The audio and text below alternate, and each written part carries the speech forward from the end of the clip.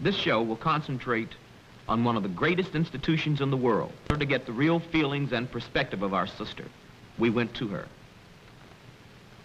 A group was brought together with as many differences as likenesses, but held together by the common thread of the black experience. Another institution was added, Sister Lena Horne, who can, from first experience, speak about survival if you are born a woman and black in this society. Our woman has borne us, nurtured us, and saved our race, and in the process, she often got the worst of it. As a unique institution, the black woman remains.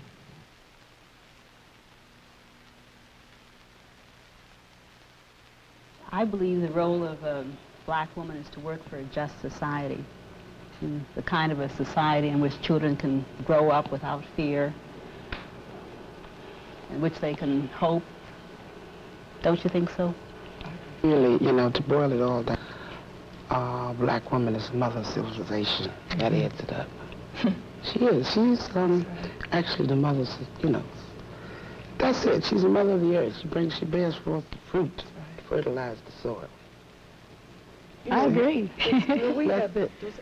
I think we have overlooked the fact that black women have been for the white nation. They have sucked us dry. That we have nursed the children, we have fed them, we have done everything, put all our energies, all our work into working for the white family. And now it's time for us to take all our strength, all the strength that Monahan says we have. You know, we're supposed to be the strongest one, but anyway, it's time for us to take all our strength, all our milk, all of that, and put it into working for the black nation. I'd like to touch on something here. I'm glad you brought this up. And I don't know what reaction this is going to get, because a lot of people jump at me when I say it. But unfortunately, all people in this country, black people and white people, are subjugated to the same system of media, are subjugated to the same systems of communication, are subjugated to the same conditioning. And that's something we definitely have to reckon with if we're going to ever get through any of this stuff. Moynihan, that's sort of the name that's associated with that word matriarchy, definitely has to be dealt with. I'd like to deal with him face to face. Right. I think that unfortunately, a lot of us, black men and black women, believe in the myth of that matriarchy. And I think that belief engenders a lot of negative things. Number one, it says that matriarchy is inferior to patriarchy, which is a whole thing right there. You see that patriarchy is a sort of natural or divine order of things, which is not so.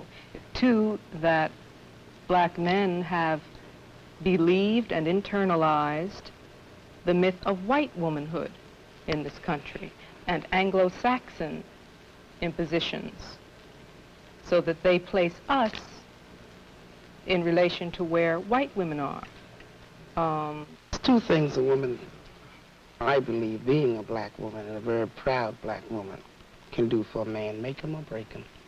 And then you take into consideration how the black man has been berated by the white man. His woman, you know, adequately couldn't have the luxuries of another woman born the same just like her. This man has to, you know, black men have stood by for a very, very long time and been humiliated by the, you know, the system. He can't get the job that this fella can get. You must understand that his wife might have to go on welfare. He has to stay in the humility of that. He has to watch the plumber duck if the welfare worker come in there. You understand me? He has always been like made to feel he's below the next man. So you must, all this you must come, you know, take into consideration. You know, now black men are learning, you know, that they're part. They're beginning to feel like a man. They're getting their dignity and their pride back. So he needs a woman to keep on pushing it. Vice versa, you know. When you say about, you know, in the system, this system has destroyed, actually, the black man. You know, because everything that we've ever done, there's no part of this country that you can say, if you touch that a black man didn't bring it in here. You know, everything that they built, they've never been able to share with it. I don't even want to hear that, you know. What society have done, just took our black men and destroyed their manhood. That's what they've done. Aid and abetted.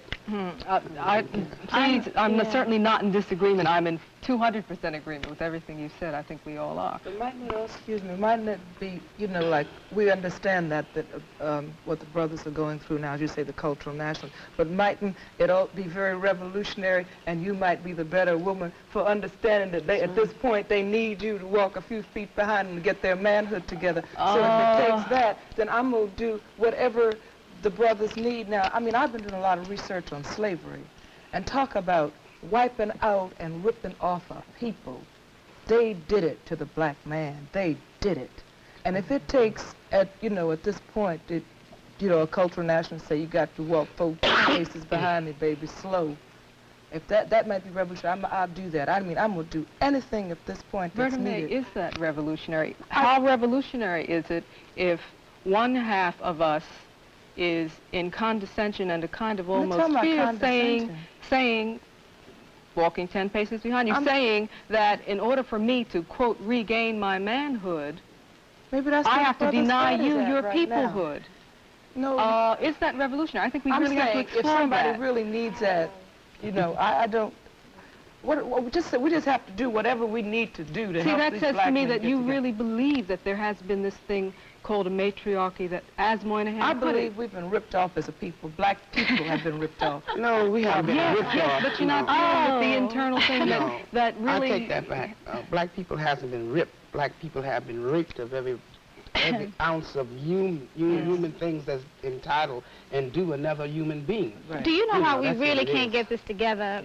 And really, because to me, this is very alien, and we shouldn't be sitting here talking about defining something which has been defined for us.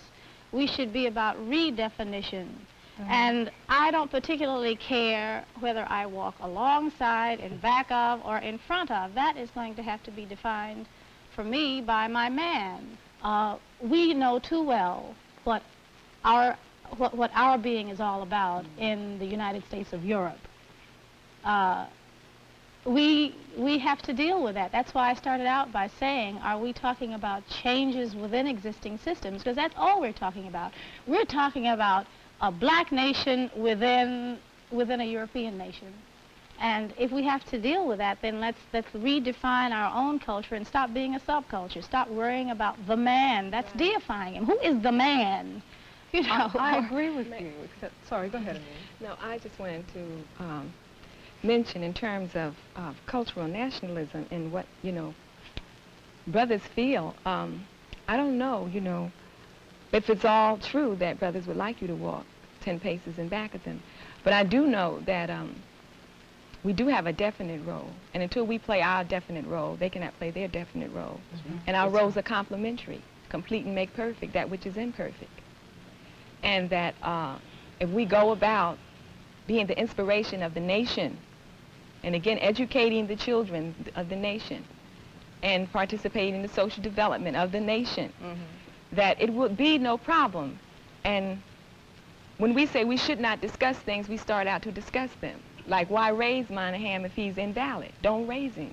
Don't talk about him. I really believe this very strongly, that as much as we would all like to say that and struggle every day re-examining ourselves to do just that, that we are, unfortunately, very much a part of that dominant culture. It does affect us. Now, if it didn't affect us, we wouldn't be fighting crackers. And that's the truth of it. If it didn't affect us, we wouldn't get mad about what Mr. Moynihan writes. And if it didn't affect us, certain people would not react to the myth of the matriarchy in the way they do. And that's why it has to be exposed and destroyed. It's not that I really want to spend time talking about Mr. Moynihan. It's that I think that we have to get rid of the illusions, we have to get rid of the poisons, we have to get rid of the lies. And one way to do that is expose it and dissect it. Another way, if we create a new life, a new value system, and live it as an example. That's what I'm talking about. That's it. That would probably be the best way. Because then people could see it as a living thing and not as a theory.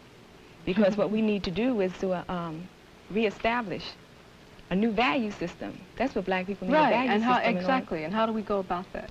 We go about it the way you go about daily work. First of all, you decide what you want. You establish your value system, you start to live it. And the people in your community, you start talking to your neighbors.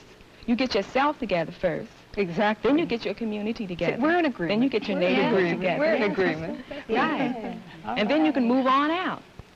But in the beginning, you got to make sure you got yourself together. Right, right. You know, we have to start right here. But I think we ought to be sure we understand what she's saying. Now, this relates to what you said earlier about the black nation, right? Exactly. I'm not sure I understand what you mean by the black nation. I mean, black people's lives, being self-determining, defining yourself, naming yourself, and having political power. We're a nation already without political power and military power. We're a cultural nation without political and military power.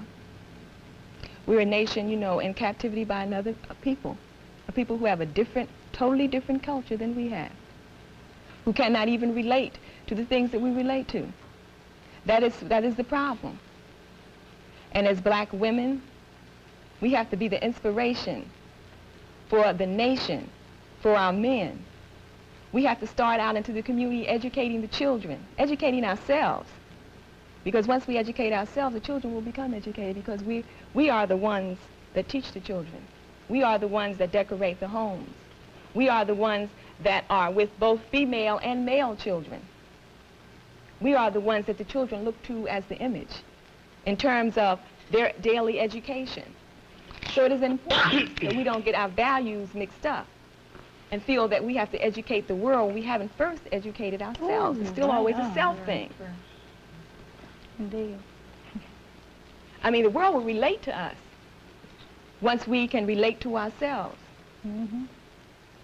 I mean, I think we're afraid of definitions and afraid to set guidelines because we might have to live by them. If you stand up and say a black woman should do this and that, then you might have to do that. But if you say, well, we don't have to say anything, you know, we can just do it. Do what? So like everybody can do their own thing. But every society needs a value system. Every society has a criteria in which they live by. And we live by one. everybody else's part. Exactly. Right. We should have Exactly.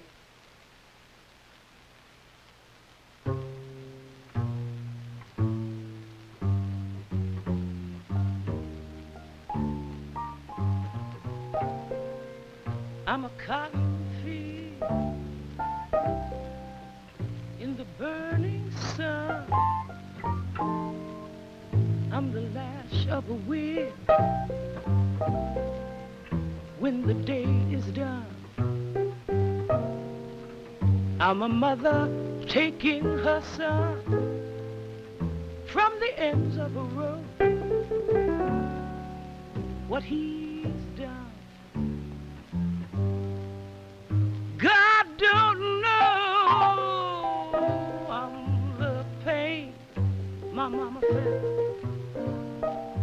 while she was breaking that corn, 'cause the boss man made her work till the hour I was born. These are the hands that fix the food with a smile, for in my mama's lap she rocked the boss's child. Do you want to see this land? Then listen to what I say. Do you want to see this land?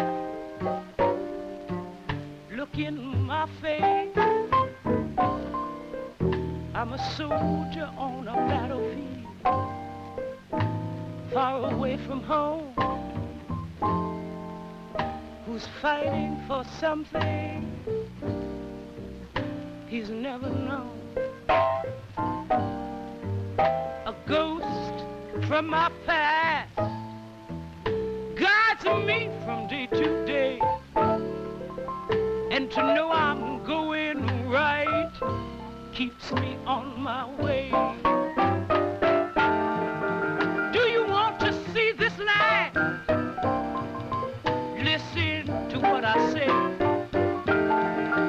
Do you want to see this land? Then look in my face. I'm a soldier on a battlefield. I am the last of a whip. I am that cotton field. But a ghost guides me from day to day. And to know I'm going right keeps me on my way. You want to see this land? Listen to what I say. You want to see this land? Then look, come on, look, go on and look. Look in my face. Poem for a lady whose voice I like. So he said, you ain't got no talent. If you didn't have a face, you wouldn't be nobody. And she said, God created heaven and earth and all that's black within them. So he said, you ain't really no hot stuff. They tell me plenty sisters take care of better business than you. And she said, on the third day he made chitterlings and all good things to eat and said, that's good. So he said, if the white folks hadn't been under your skirt and been giving you the big plate, you'd have had to come uptown like anybody else. And she replied, then he took a big black greasy rib from Adam and said, we will call this woman, and her name will be Sapphire, and she will divide into 4 parts that Simone may sing a song. And he said, you're pretty full of yourself, ain't you? So she replied, show me someone not full of herself, and I'll show you a hungry person. That's the poem I did for you. Yes, I think I should probably tell you, you know, maybe other people don't, that I had that said to me in 1942. I worked at the Howard Theater in Washington, and a black band leader told me, there's millions better looking, sing better, and it hadn't been for you being picked by white folks, you know, you couldn't make it. And it stuck with me a long, long time in my life, and I'm still trying to learn how to sing, but I say inside every black woman, there's an Aretha screaming to come out. You better believe it. And that's me. That's, yeah. You know, I don't think it, you are the most imitated singer, black or white, as they say, in the world. I think that happened because I was picked to, like the man said, I was picked at that time to be what they thought a black woman was like. I was picked even before my own development, and when they picked me, they found they had a tiger by the tail because they really didn't know what was inside of me. And I was made to look like someone not me. I was made to look like I had to learn to sing, and I was not allowed to imitate rhythm and blues records because they weren't played very much, and I was raised by middle-class people who didn't believe in singing the blues.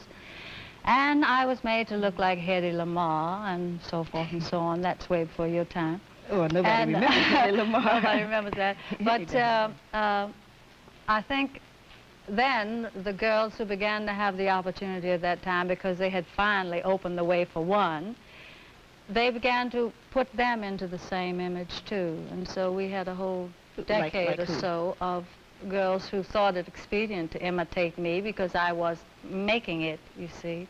They say you've been trying to change your image. I don't know what that means. Well, I think what it means probably is that since Greensboro,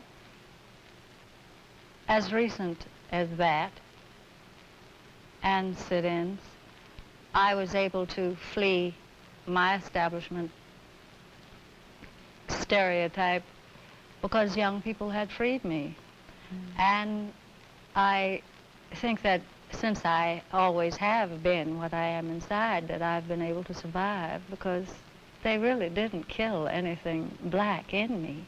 I was, because I remember you were out in, I think, Las Vegas, and you beat that guy bloody with your shoe. Yeah, well, I drew a little blood. It was in Los Angeles. It was in Los Angeles. That probably was the first time I felt less lonely. By the isolation that was imposed upon me by very nature of its definitive isolation from my own people, from white people, this middle thing that I was in, had kept me very much alone spiritually too. And I got insulted. I had frequently done so, but I hadn't done it at the place where there were a couple of reporters around. And the guy made me mad, and I struck him violently, because I am violent in a way. You trying to say violence purges the soul? No, he just made me mad. And sometimes your madness just mounts into, you know, beautiful madness. And I struck him, and I got tons of mail and letters and telegrams from black people who said, you know, hey, thank you, and how wonderful, and all. I said, my God, I'm not alone. And that was in the 50s. I had lived a long time without that feeling. And there are so many young black people now who I see doing things that are revolutionizing me and the world. Let me sort of ask a question that might be difficult. Like you grew up with, not grew up with, but professionally with Billie Holiday and Dinah Washington. Yes. And you survived, and they didn't. Do you? I'm sort of asking you, I guess, to respond to that. Like, why? Can you? I don't know. I didn't want anybody to kill me. I think I didn't want them to destroy me. I mean, let's say I won't say hate, because it's very bad, and I've not allowed myself until recently to love and open myself up to love. I was strengthened by my active disinvolvement, hidden, but it kept me surviving, and I think my background, my people must have. I find great migrations made by my great-great-grandmother on both sides that I didn't know anything about until I was in my 40s, and they survived, and it must be in us. Yeah. I'm sorry that, you see, I loved Billie very much, and I loved Dinah, and they were both very gentle women to me. They were very good to me when I was starting.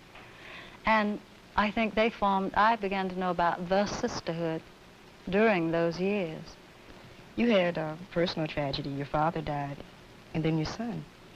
Yes, this past 6 months I've lost my father and my son, and they were both black men that I was denied until I was along in my years. My father and my mother separated when I was 3, and my son was taken from me when he was 3. But I got to know them when I was older, and they really fulfilled a great deal. When you got ready to marry Minnie Hayden, one of the statements that you made was that you didn't have the strength to marry a black man. How would you? I had married first a black man, and I wasn't a big enough woman to help him. I married him because I had nobody. I ran away from life as a chorus girl at 16, and a stepfather who was white that I didn't understand. And then I found out how difficult it was for a black man to live at that time and to exist. And I failed him. I didn't know, I didn't have enough consolation in myself, because I'd never had it to give to him. What do you think about the Angela Davis case? What do you think about Angela? I think that I hate to see another one of my young women being destroyed. When Angela was arrested, they had a thing uptown. Her mother came, her sister was up there. And one of the parents at 13, I believe, one of the young ladies, was saying, you know, they can say Angela is beautiful, and they can say she's brilliant, but she's right in the same women's detention home that the sisters that walked the street are in. What I'm so afraid of is this actually is a calculated, genocidal move in many instances, because the threat of this kind of strength that these young people have, which may not always be comparable to the kind that our ancestors had, is so positive and so fearless that it frightens people. And I don't want to see this continued, but sometimes I worry that it's a concentrated, thought-out effort to not have a young generation so strong and so beautiful.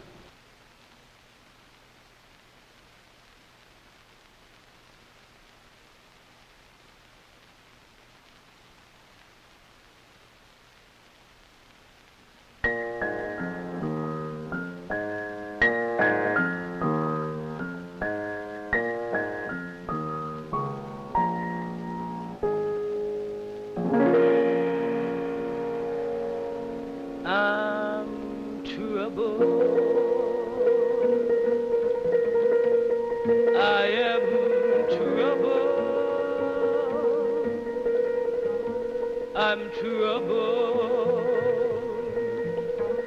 troubled in mind. If someone don't help me, I surely will die. Trouble, I'm troubled in mind. Oh, trouble never leaves me behind. If someone don't help me, I surely will die. I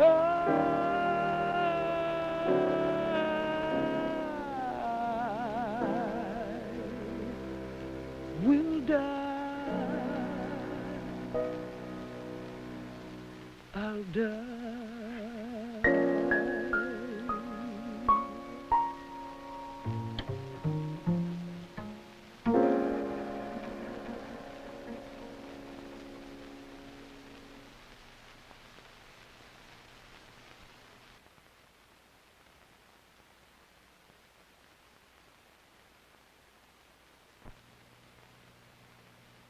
I don't think, maybe all the sisters don't know what the K building is. Well, K building is the building up in Harlem Hospital that was taken over by community people, I for one. And the first time it ever was done, we're still fighting to keep control. But like we tell the doctors, we do our thing or don't be no thing. We blow it up. I mean that. I don't care if the CIA listen, blow it up, because it has to be a change, and people have to stand up, especially black people, for their principles. Because, other groups don't think that we have too many principles, that it's nothing really that we want, that we think is worth fighting for. We can always go over in Vietnam and kill somebody damn near look like us. But we never, have banned our resources and our dreams to actually get something constructive. We're always fighting somebody else's wars, fighting for somebody else's ideals. We never really want to fight for ourselves. That's why, as the sister was saying here, K building meant so much. This was something for our people, something we believed in, to the extent that we would have died right there. And for me, myself, it's the first time I ever had anything that meant that much to me. Those were drug addicts who wanted. Well, we opened it mostly because we took it. We had, just like you said, we went here, we went there, asking everybody, could we get facilities for adolescents? And every day you always heard, I'll call you, don't call me. So then one rainy evening we decided to go up there and take 2 floors that were badly needed in a community of 150,000 addicts. Because as the sisters here say, you get tired of watching your people die. So we took it. Well, we had a principle, this is what I'm saying.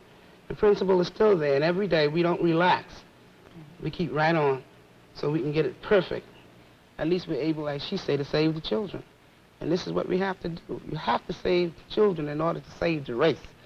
I want to say something that some of you may disagree with, and that is, I don't think you can just work for black children. I think that the minute you start working on the problems of the black child, you find that you have to be concerned about all children, don't you? I mean, if you're working on drugs... Well, don't ask me that. I will never refuse any human being to come in there, Yes. but I'm concerned about mine, because you can't go, you know, up in the Bronx when you haven't even cleaned up. I can't clean up. If I can't clean up my house, in other words, how the hell I'm going to clean up yours? I got to clean up mine first, just like this sister said, then clean up yours. You know, because, like, drugs with us has been in our community for 25 or 30 years. Nobody really ever cared. You know, we have kids up there 13 years old, been on drugs 2.5 years, and the Board of Education haven't even missed them out of school. You know, like we say, they freed us 300 and some years ago, turned around 50 years later and gave us dope.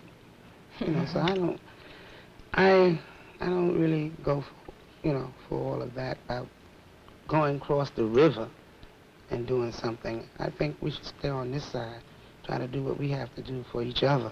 I don't think that we can work just on our own problems unless we are concerned about the total society.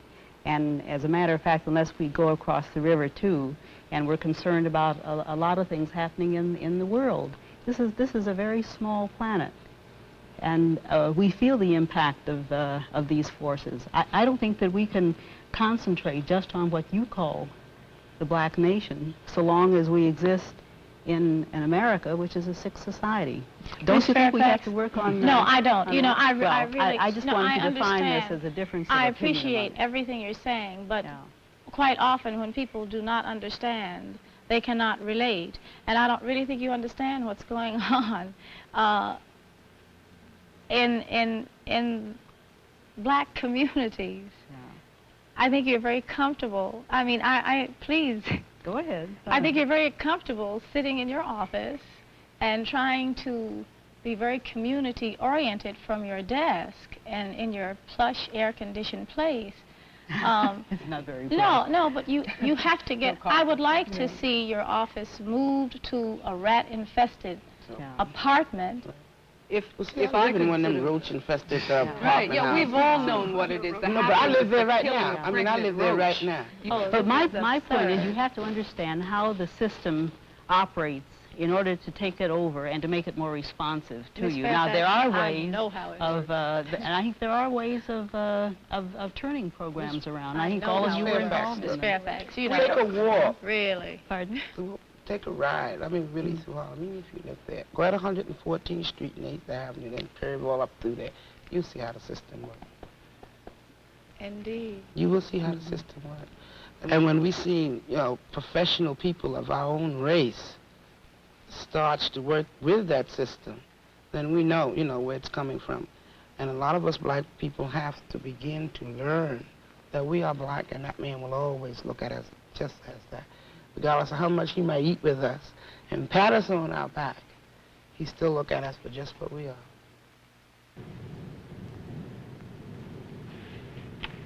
This little light of mine, this little light of mine, I'm gonna let it shine. I'm gonna let it shine so bright, let it shine. This little light of mine will burn so bright that not only my people, but all people will see it burn. Burn, baby, burn.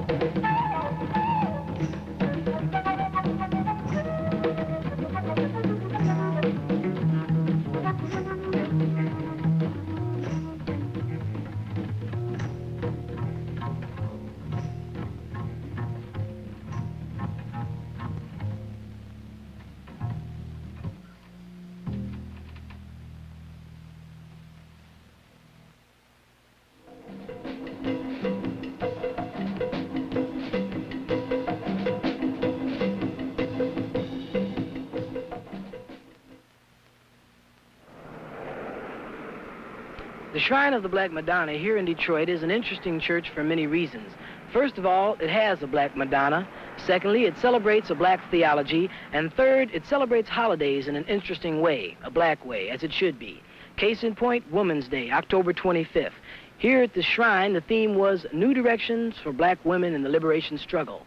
Traditionally in black churches, there's a Women's Day, which has no relevance to anything that's important to black people. It's just a fundraising activity by black churches where women go out and try to raise as much money as they can. We are concerned with making the Women's Day a festival which symbolizes, points out, highlights the importance of black women to the church and to the total liberation struggle. What time is it? Then let the black nation rise. Then let the black nation rise. Let the black nation rise. What I'm going to say will be in two parts.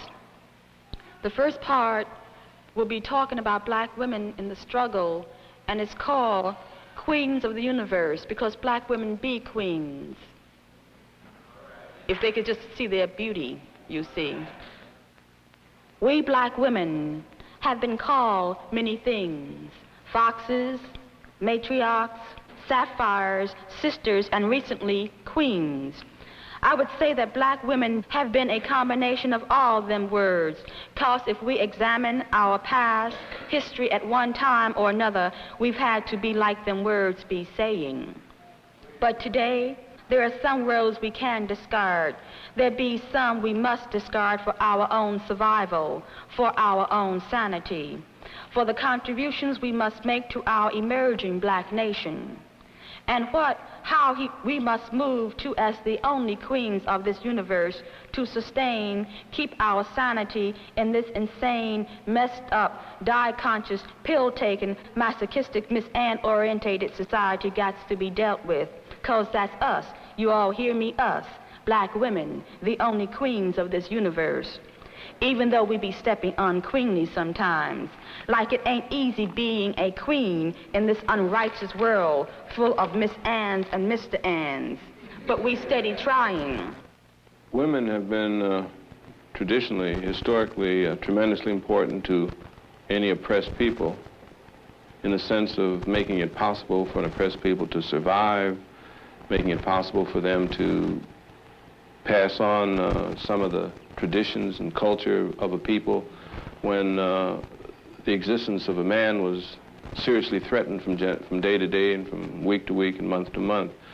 And so really for that reason we call the church the Shrine of the Black Madonna to symbolize not only the religious significance of Mary as the mother of Jesus, but the significance of all black women and the generations of struggle and sacrifice that black women have made in making it possible for black people to survive and come to this day. It's also important that we realize that in this day the role of black women has changed because we're much more clear about what the liberation struggle is all about, and black women have the task now of creating young black people, black children and black adults who can participate in a liberation struggle that seeks for independence and for freedom and for community control and the things which are important to people who are seriously engaged in liberation.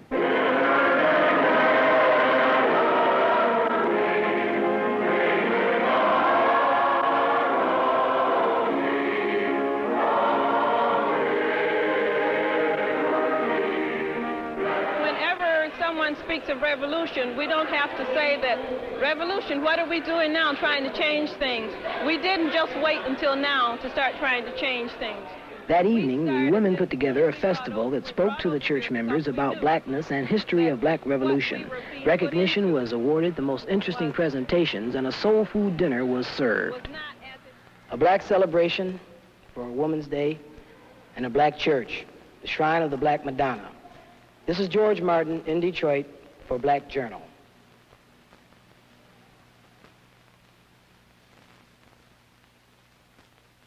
Ladybird. Ladybird, ladybird, fly away home. Your house is on fire and wraps on the fall. Can I ask you one question? You don't have to answer it. Recently, a white show asked you to give them 90 minutes. Why did you turn that down? I turned it down because in the first place, I'd rather do it on my own show if I had one, if we had one. And I didn't feel like giving my life to someone that I don't feel very close to. I want to ask you a question. What's the sisterhood? What do you Well, I wouldn't be so crude as to call it a black mafia, but I would say, no, I would say anybody that has a feeling of clan and not KK, but relativeness and familyness is what my sisterhood means. Yeah, well, what, I'm afraid that because I didn't have one of my own, I've latched onto the one I'm entitled to. Well, I didn't have sisters or brothers or my mom and papa, you know, and so I have you all. Where do you think you're going? You know? Well, I'm still a little numb at the moment from the past 6 months, but I feel adventuresome.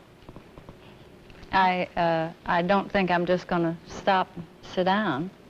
I don't necessarily mean singing or... I'm not a lecturer, I'm not a writer, I'm not a... I'm just, I guess I'm a performer, but I feel creative. I feel I need to be around people. I like it now. And I don't know what I'm going to do, but I'm not going to stop. There are many, many things that we can do if we look at ourselves seriously as a nation and not get preoccupied with the goings-on of someone else and get preoccupied with what we're doing. You know, there actually are resources in the black community. We should use those resources, and we should move around, you know, in such a way as though we were seriously thinking about having a nation. I agree. And seriously, and not just say it because it sounds good or say it because it is hip, because nationalism is not faddism. And I think that a lot of people are identifying with different things because it is hip to identify with certain things, but it is hipper to understand that we're slaves and we got to be free. And it's even hipper to work at our, you know, our freedom, national liberation for black people. But what about the sisters who don't agree with you? Then who has to deal with them? Well, it's not about agreeing with me. It's about doing. It's not agreeing about it. No, they will just say, I don't agree. It is, you know, well, we just have that, you know, she could say, I don't agree with you, you know. Right. My man won't let me do that. I don't want to do that. And what will happen to these people? I'm not going to preoccupy myself in terms of what will happen to them because I know that more people are preoccupied with freedom. No one wants to be a slave. But are we talking about a black nation? I'm talking about black people who haven't quite gotten the mind thing together. So we have to preoccupy our minds. I think that because all black people don't say they're nationalists, and because all black people don't, you know, wear braids or naturals and traditional clothes, don't mean they're not nationalists now. Now, they're nationalists, but they just don't use the word. Because no one wants to be a slave. And there's no black person on this planet who will disagree with freedom. So, like, I don't know whether, you know, we can consider that or not.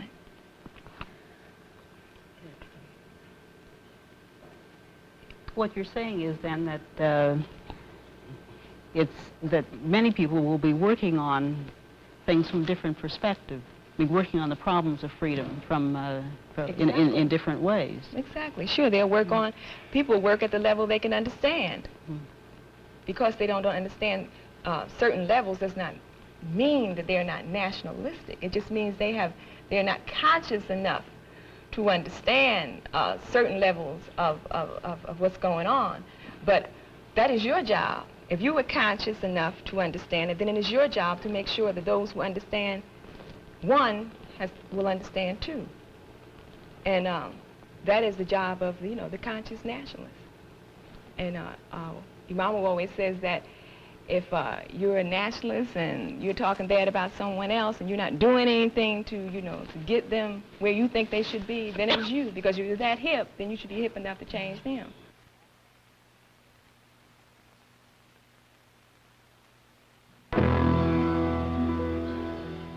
Painters, why do you always paint white virgins? Don't you know there are beautiful black angels in heaven also?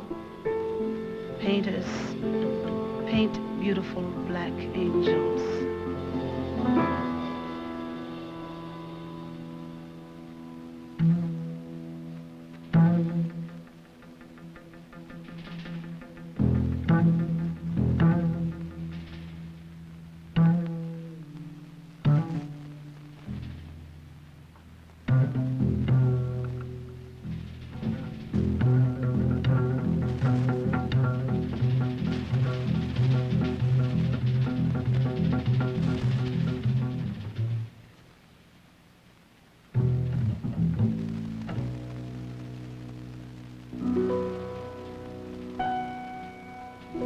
Pintor, nacido en mi tierra,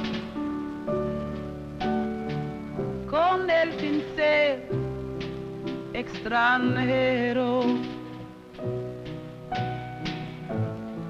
Pintor que sigues el rumbo de tantos pintores viejos. Aunque la Virgen sea blanca, píntame anhelitos negros que también se van al cielo. Todos los negritos buenos.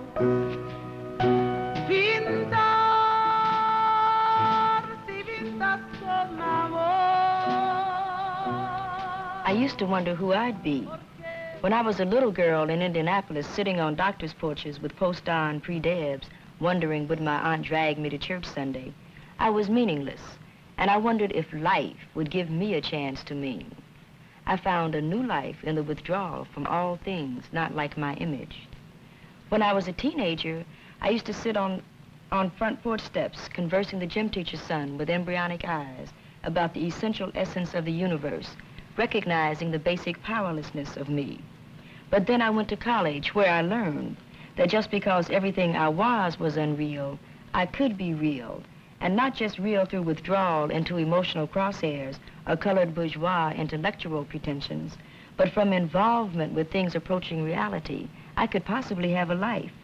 So catatonic emotions and time-wasting sex games were replaced with functioning commitments to logic and necessity, and the gray area was slowly darkened into a black thing.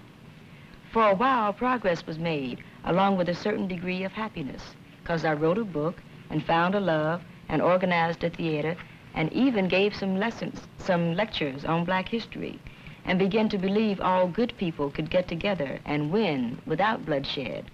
Then Hammarskjöld was killed, and Lumumba was killed, and Diem was killed, and Kennedy was killed, and Malcolm was killed, and Evers was killed, and Swerner, Cheney, and Goodman were killed, and Louisio was killed, and Stokely fled the country, and Leroy was arrested, and Rapp was arrested, and Pollard, Thompson, and Cooper were killed, and King was killed, and Kennedy was killed.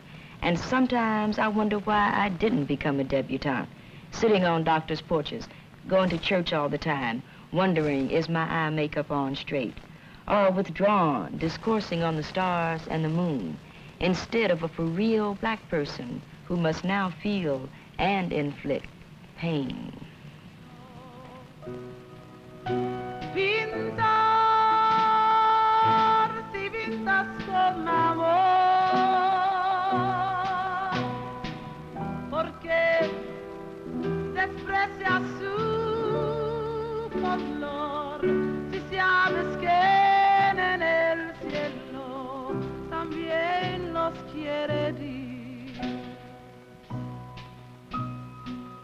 Pintar de sangre, de alcoba, si tienes alma en el cuerpo, porque al pintor en tus cuadros. Te olvidaste de los negros. Siempre que pintas